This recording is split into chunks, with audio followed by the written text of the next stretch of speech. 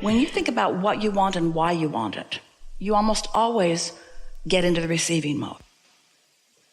You see, if it is true, and it is, that the energy flowing is the precursor to the manifestations occurring to you, then can you see how when you talk about what and why, rather than what you want and why you don't want that, and what you want and why you don't want that, and what you want and why you don't want that, as you just get that energy flowing. So if that's all you did in a deliberate, focused time, you've flowed enough energy that now law of attraction is going to bring you other things. And as you continue to understand, and we're going to say it right now and today in a way you've never heard us say it before, if you can get it that your work is to extend the flowing of the energy, period. If you can get it that your work is to extend the positive flow of the energy, you can just keep your energy, your thoughts, meaning your focused thoughts, clearer, purer, less contradicted, which means feeling better, feeling better, feeling better, feeling better. The manifestation will just be the next logical step. It just happens that way. And it's so much more good feeling and so much more productive if you take the pleasure from the energy flow. Now, hear this. Can you take the pleasure from the energy flow? Or do you need to take the pleasure from the manifestation? And if you don't first take the pleasure from the energy flow, will there be as much satisfaction in the manifestation? So we're not going to say you can't make things happen. You can.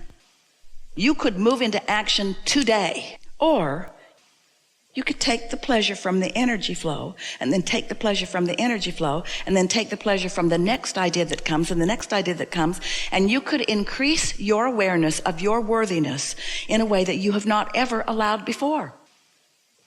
And you know why you want to jump into action rather than flow the energy? Because you're looking for the marks on the chart. You're looking for the credit and the approval through the action. So you feel like you have to pay the price. You have to do what hurts. You have to make it happen. And we want you to understand that most of your trying to make it happen keeps you from allowing what you really want to happen. And it's because the things you can see and hear and smell and taste and touch, they're just bigger and bolder. And this is the most important thing about it. You want the manifestation. Oh, let's say that again. You want the manifestation. You were born into a body which is a manifestation. You're just not floating around on clouds.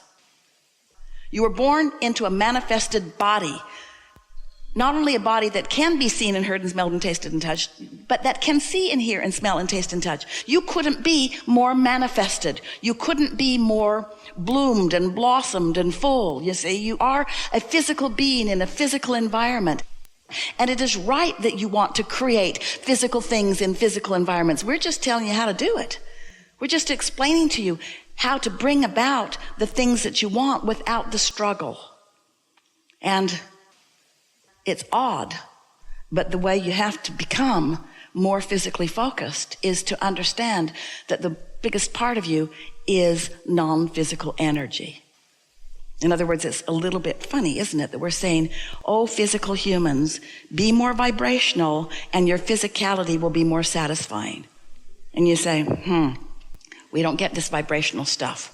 We want to move stuff around. We want to do things. We want to say things. We want to touch things. We want to make things happen with our hands.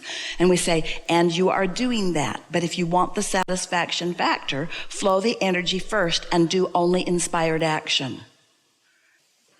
You want to say, well, I would like to only do inspired action, but I've got to go to work because if I don't, I won't get the money. I've got to go to work and I've got to feed my kids and I've got to go do this and I've got to go do that. And we say, yes, we acknowledge there are things that you are already locked into, that you've made agreements about, but you could shift the way you think about them. You could look for positive aspects in them. You could make a decision and line up with that decision. And that's all we're asking you to do. We're not asking you to stop action. We're asking you to like the action that you're taking. If you feel you don't have a choice about ceasing an action, then you must find a way of enjoying the action that you're taking. Take the resistance out of the equation and then watch how sweet the sweet spot gets. That is the work. The work is your mood. The work is your attitude. The work is the way your thoughts make you feel. The work is the way you respond to things. But you see, most people are reacting. And in this world, especially this world today, with so much going on, you've got your nose in so many different things. We think you should call it nose book. You've got your nose in so many things that most people are reacting, rather than flowing. You got to get out ahead of it. You just got to feel good. You just got to think the thoughts that are nice to yourself. Think the thoughts that are nice to others. Think the thoughts that your inner being is thinking, because your inner being's got it all lined up, ready for you to receive it, you see. Do you want to receive it, or do you want to do it the hard way? Do you want to say, shouldn't I struggle harder? Shouldn't I pay more of a price? Won't others be jealous if I'm just happy and get it and happy and get it and happy and get it? And we say, you didn't come to pay a price. You came to flow energy. And when you flow energy in two opposing directions, you pay a price. An unnecessary price that you don't have to pay. Because you're doing every bit of it to yourself with your contradictory thoughts. And you didn't mean to do it. It's just a habit to tell it like it is. Oh, but you know, if you're telling it like it is, what is can't change. It's like you're saying to the universe, I really want this, but this is how it is. But I'd like it to be different, but it's like this now. But I would like more money, but I don't have enough of it. And it'd be nice if we all had more money, but there's not enough money to go around. And I really don't like how it's going, and things should be better, and somebody should call somebody, and something needs to be done about it, and I'm getting really tired. And I don't like this struggle, and I guess I should try harder, and I guess I maybe better go to bed. But when you're thinking about what you want and the ideas are expanding within you, that's what that being tuned in, tapped in, turned on feels like. That's what inspiration is. That's what eagerness is. That's what happiness is. You know, when you plan something, when you think about something, when you plan your vacations, you say, oh, we're going to go on vacation and we're going to hate it. And we're going to go to places that we've never been before, and we're going to be lost most of the time. We're going to spend money that we don't have. Or do you, at least when you think about vacations, do you try to focus upon things that will please you, you see? Clean up the energy. You can do it. Clean up your energy. Clean up your mouth. You can do it. You can say things that sound good. And if you begin saying things that sound good, after a little while, they'll start sounding normal. Say things that feel good to you when you say them. Think thoughts that feel good to you. So I don't know exactly where I'm going to be, but it's going to be really good, and I'm going to love every bit of it, and I'm going to love figuring it out. And it's going to be really fun for the universe to show me what's in my vortex and what I really want. And I'll be able to feel it. I can do a gut check on it. I can tell. You see? We want to find a way to say to you that it's the creating that you came for, not the creation. But the creation must be part of the process for there to be any creating that goes. So it's just another way of saying that the joy is in the journey. It's not only in the manifestation. And so what we really want to say to you is that the more satisfaction that you're finding even before the manifestation, then the more you're milking this creation for more joy, and the more satisfaction you're going to feel when it manifests. We want to go back and revisit for a moment the analogy of Esther and her lions and horses, because so many of our physical friends really believe that it's the accomplishing of the manifestation that is necessary for feeling good. So when they hear a story like this about Esther, who can just pick out something that she wants and write a check for it, they have a hard time understanding why we think that this is an interesting story. Because they're still thinking, hey, if I could just write a check for something, then everything would be better for me, because in the having of it, in the absence of it, if I could just have what I think that I'm wanting, then I would feel better. And we want you to come with us on this journey of deliberate creation to understand that there are so many actions that you want to take. Making a phone call instead of chilling out. It's like writing the check. It's like trying to make the action do the work that can't be done before the energy has flowed. So it's a good process if you can find something that is pleasing to you to think about. Because when you focus upon it, because the work is already done in the vortex, and now you're doing the work of finding something pleasant to think about, so you're closing the gap. In that closed gap, in that open valve, in that open circuit, where you'll start translating those vibrations into ideas, you're going to feel wonderful as those ideas flow. Don't you know that? Haven't you ever been involved with a project where it just clicked, clicked? Ideas came to you. You had fun along the way. You were collaborating with others. They were in the flow too. It all felt good. There just didn't seem to be any bumps in the road because you were moving so fast the bumps didn't matter anyway. That's what deliberate creation feels like.